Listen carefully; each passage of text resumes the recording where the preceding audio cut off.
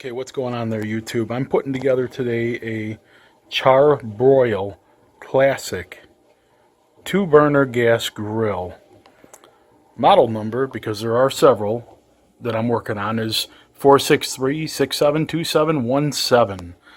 Anyways, I'm not very good at this stuff, and I had actually hoped that there would be a video online that would assist me with this, but there wasn't. So instead, I'm relying on the crazy instructions that were supplied to me, which are basically all they are is diagrams. There's no words on the instructions, just diagrams. So I'm going to try to make this as simple as I can. This is step one. Seems rather easy. You're putting together the left side of the grill. Now, it does seem rather easy when you look at the diagram, and maybe it'll be easy for you.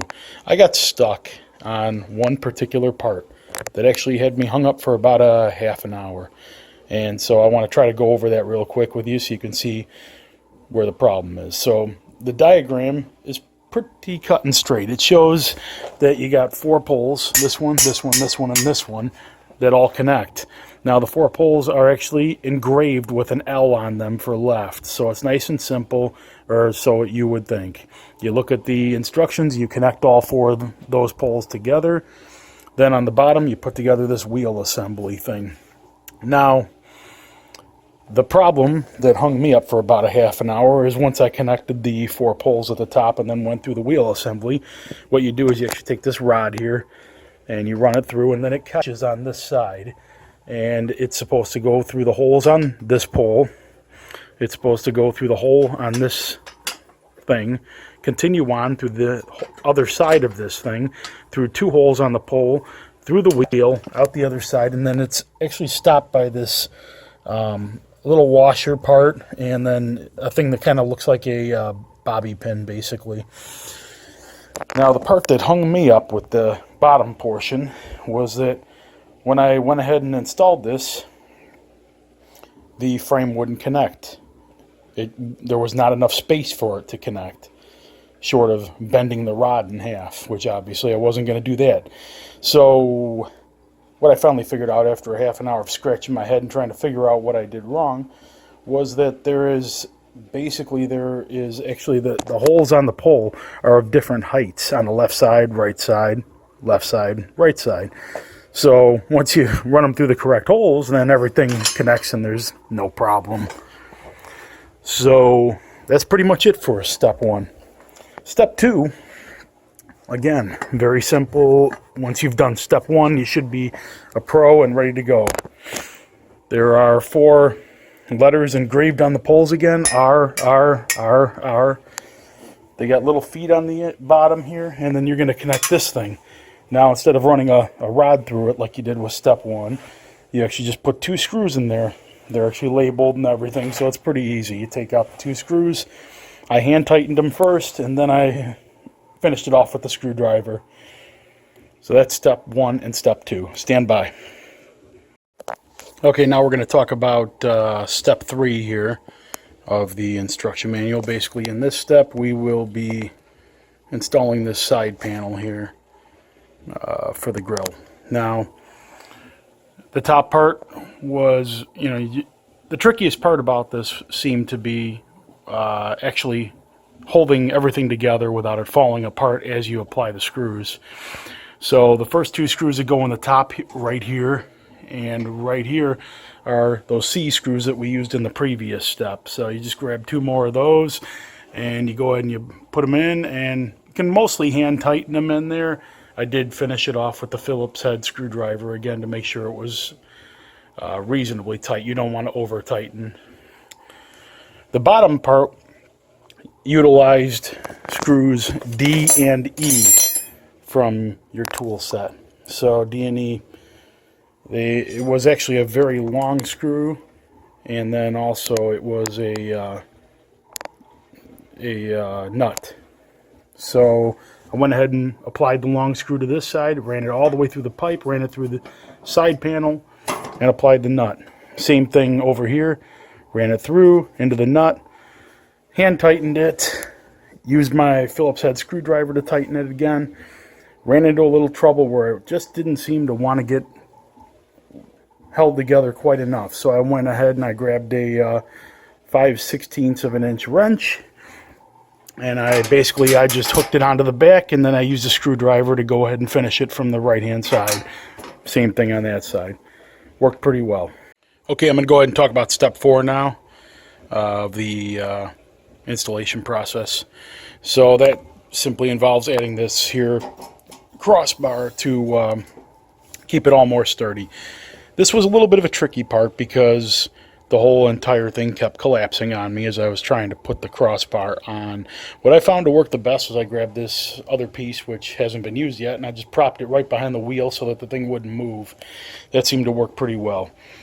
The parts you're using were already opened up. They were these screws from the D section and nuts again from the E section.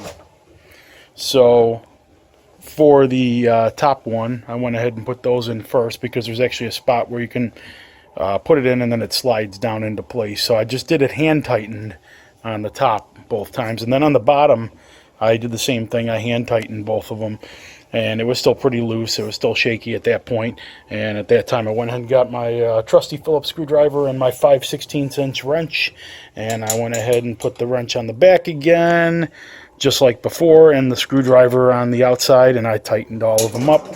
So now what we have here is a nice sturdy structure. Step number 5, I had to attach this whatever this thing is. It's like a little rod.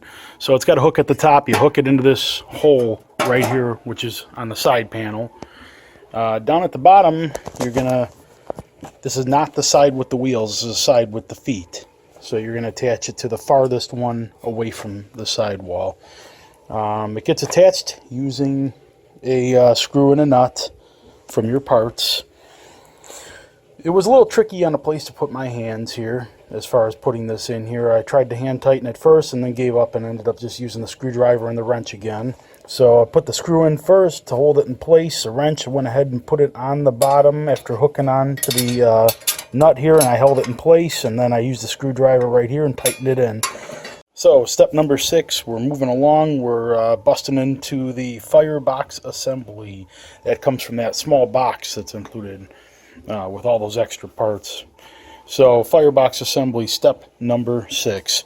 Relatively easy. You want to get the gas line here, and you want to go ahead and connect that to the front panel. So all you're doing is you're running the little knobs. Well, they're not knobs yet, but they're going to be knobs. Just run those center through. Take 2 screws from C and screw them into the other side, and it actually acts as its own nut on the other side. It grabs a hold of it. So use your screwdriver and go ahead and screw it in, and right now it's in there pretty good. Step 6 complete. So correction on that, step 6 was not complete. I wasn't paying attention. So igniter switch has to be attached to. It comes with its own nut already screwed on. So all you got to do is go ahead and loosen that nut. The igniter switch goes through the little hole on the bottom here.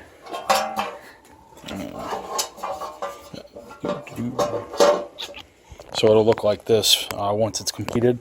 And all you got to do is take that nut that came with it and screw it on the back there so that it's nice and tight. Okay, so things are kind of picking it up a little bit here. Step 7 is a little complicated. It's actually separated into 3 steps, and that's how I'm going to go ahead and make this video to make it as easy as possible here.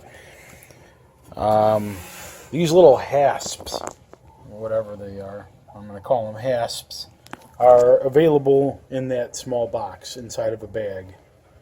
So you can go ahead and grab those because you're going to need them here.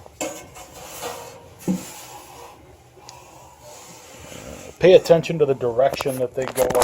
They are on the instructions, so make sure that you are installing them in the correct direction.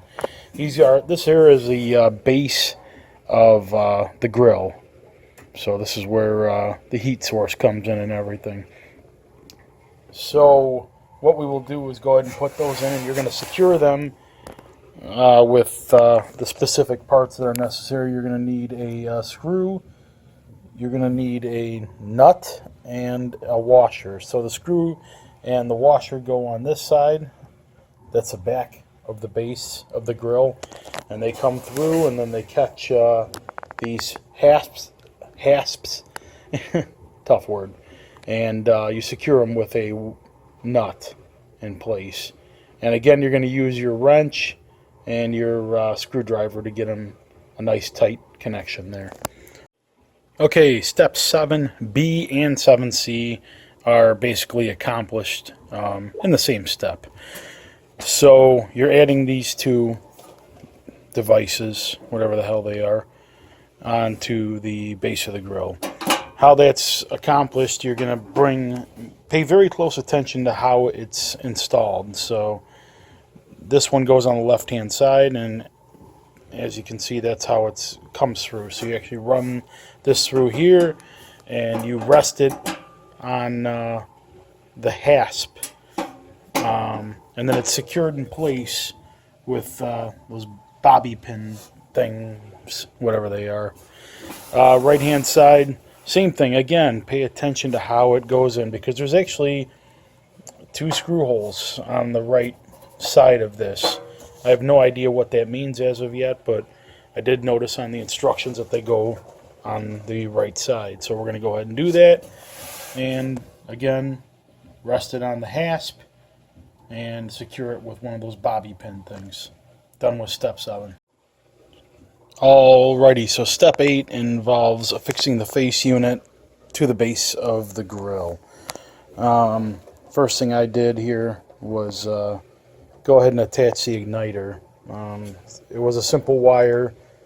You just basically got to push it on from what it looks like, until it's firmly in place and it's not popping off easily. You can test it, which is what I did, by pushing the button, and then while pushing the button, I put my finger right here and felt it kind of give me a little shock there, so I knew it was working.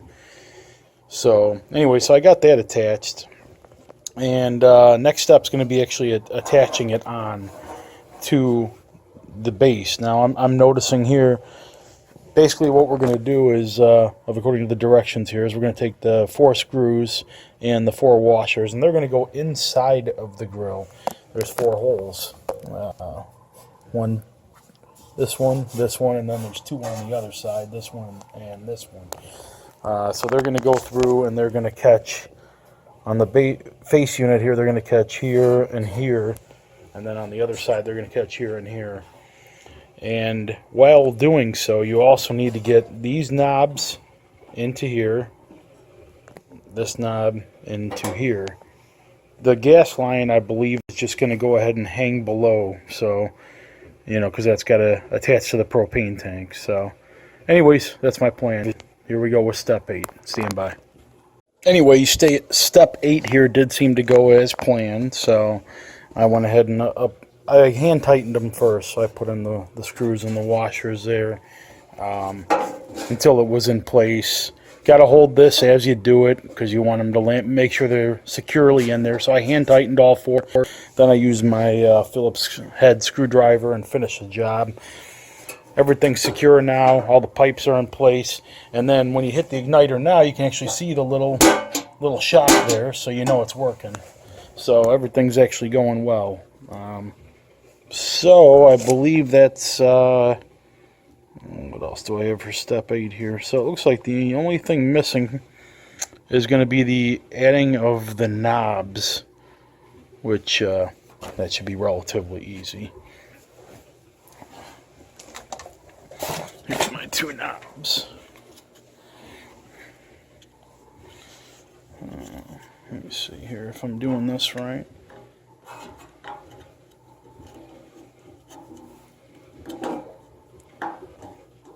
Okay, yeah, that's a piece of cake. So, you got your little negative line on top, which it looks like that's how that goes. So, all they are is push on. So, let's see here. Yep, and you can feel it turn when you apply pressure, and yeah, this looks good. So, step 8 is done. All right, so here we are with step number 9. We have 4 screws and 4 washers again. They're going to go into the 4 holes right here. 1, 2, 3, 4 on the base of the unit. So again, they're going to go inside of the grill. So the screw and the washer go inside. And here's my bottom section that we put together already. On the top, you can see right where the screws are going to go into these little gold rings here. So anyways, that's a plan. Make sure you're putting them in the right direction. That is, this plate is going to match your dial on the front.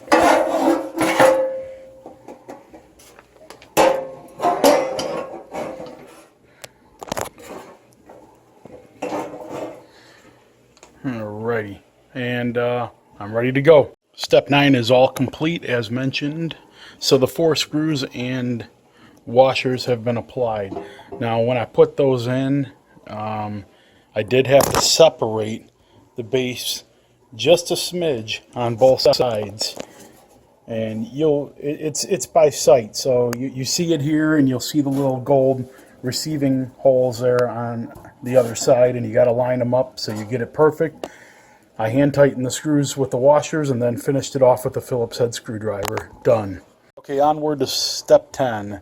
This is the first step. We have this thing, whatever the hell it is, I have no idea, but it is an attachment that goes on the grill. So anyways, we have for this step we're going to need 3 screws, 1 washer, and 1 different kind of locking nut or something like that. Anyways, so what we have to pay attention to here is the direction that this is being applied. So over here is where the dial is on my grill now. I've turned it around because the diagram is turned around. According to the diagram, this thing is going to basically slide in just like this, like so. And it gets, we take 2 out of our 3 screws, and they're going to go in the bottom of this thing, and they're going to go directly into the receiving holes of the pipe. Okay, step 10 did go fine. This is, I guess what this is some kind of a heat shield thing or some kind of metal shield. Anyways, probably to protect the propane line. That's my guess. Anyways, so went ahead and put these 2 screws in, just like I said I was going to do. They went from the bottom there and went inside, no problem. Now, the second part of section 10 just took a little bit of effort, nothing serious. So I used the remaining parts. That was 1 screw, 1 washer, and 1 locking nut. It goes inside. So you take the screw and the washer, they go inside of the grill, right next to the igniter here. You'll see a little hole. Now, meanwhile, you have to reach underneath here, and you got to grab a hold of that metal shield that we just put on. You got to push it up in an upward direction so that the hole from the shield lines up with the hole on the base of the grill. And then you just got to run that screw in there, and then you grab your locking nut, and that goes inside here. So you go, I was able to hand tighten it, so I just basically took the locking nut and I affixed it to the end of the screw underneath here, and then I used a screwdriver here and just tightened it while holding it with my hand. I didn't require a wrench to go ahead and get that thing in place, so, and it is quite secure. So that's step 10 for you. Okay, real quick, when I finished up with step 6 through 10, I realized that I made a mistake and had 2 screws left in my collection here. They were the K screws. So that was my mistake. Luckily, it was not a serious mistake, and it was actually very easy to go ahead and fix. So all it required, it's this piece here. So it's located inside of the small box. Basically, all it does is hold these 2 pipes so that they're not, you know, bouncing around as much. So the 2 screws hold that in place, 1 on each pipe. Nice and easy. Put it in, done, caught up again. Step 11 involves the installation of the shelves on the right and left sides of the grill. Now, the tricky part is on the shelves there's this chain hanging here. Maybe it's just because I'm not a grill expert, but I have no idea what that's for as of yet. So, according to step 14, though, it looks like the chain needs to go on this side. That's the side with the propane line hanging down and the metal shield that we put in. So hopefully I'm right on that. I'm just going to go for it and we'll see. So there's already 2 screws that are supplied here on this side, on both sides rather. So it's just a matter of lining them up and then dropping it down. Then I have to tighten these top screws so that the shelf won't move. And then there's actually some screws for step 11. They supply 8 of them, but it looks like we're only going to use 4. So 2 more go to support the shelf. And then same thing on the other side. Okay, we're onward now to step number 12.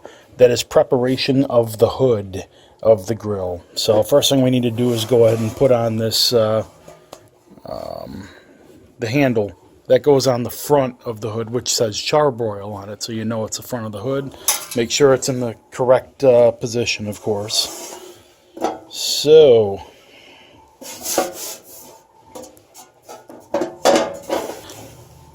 I just lost my washer there. Okay. And as you can see by this paint missing here, I've already tightened it too hard, so that was my mistake, I guess. But I took it apart again to show you how it's done. So you just basically run it through the 2 holes here. The handle comes in, it's got the end of a screw on there.